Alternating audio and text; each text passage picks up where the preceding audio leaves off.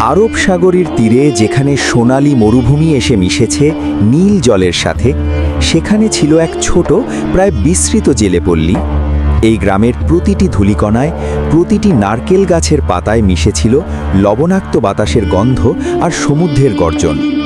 এখানেই বাস করতেন ইব্রাহিম, এক বৃদ্ধ জেলে, যার জীবনের গল্প সমুদ্রের ঢেউয়ের মতোই পুরনো এবং রহস্যময়।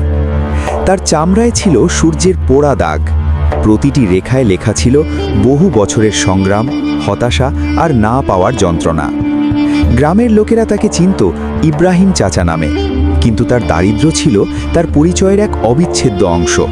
ছেঁড়া জাল, একটি জীর্ণ কাঠের নৌকা আর সমুদ্রের প্রতি এক অদম্য টান, এই ছিল তার জীবনের মোট সম্পদ।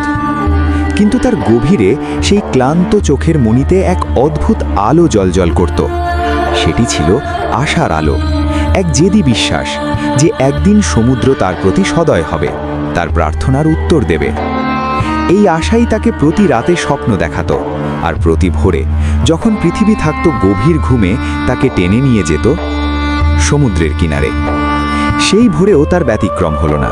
পূর্ব আকাশে তখনও সূর্যের লেশ মাত্র নেই। রাতের শেষ প্রহরের চাঁদটা ফ্যাকাশে হয়ে মেঘের আড়ালে লুকানোর প্রস্তুতি নিচ্ছে। গ্রামের মসজিদ থেকে ভেসে আসা ফজরের আজানের সুর বাতাসে মিশে এক স্বর্গীয় পরিবেশ তৈরি করেছে। ইব্রাহিম তার ছোট কুঁড়েঘরের দরজা খুলে বাইরে এলেন। তার স্ত্রী জয়নব তখনও ঘুমন্ত সন্তানদের পাশে বসে তুসবি পাঠ করছিলেন। পত্নীর দিকে তাকিয়ে তার মুখে ফুটে উঠল এক বিষণ্ণ হাসি। কোনো কথা হলো না, কিন্তু তাদের নীরব চাহনিতেই বিনিময় হয়ে গেল হাজারো না বলা কথা, একরাশ উদ্বেগ, একটুখানি আশা আর অনেকটা ভালোবাসা। ইব্রাহিম একটি শুকনো রুটি কাপড়ে মুড়ে দিলেন। এটি হয়তো তার সারা দিনের একমাত্র খাবার। বালুচরে রাখা তার নৌকার দিকে এগিয়ে গেলেন ইব্রাহিম। নৌকাটির নাম ভরসা। যদিও তার কাঠের শরীর বহু জায়গায় ক্ষয়ে গেছে, পেরেকগুলো আলগা হয়ে গেছে, তবুও এই নৌকাটি তার বহু বছরের সঙ্গী।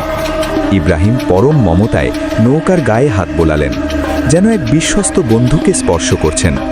তারপর তার সমস্ত শক্তি দিয়ে নৌকাটিকে ঠেলে শুরু করলেন। বালির ওপর দিয়ে নৌকাটি ঠেলে নিয়ে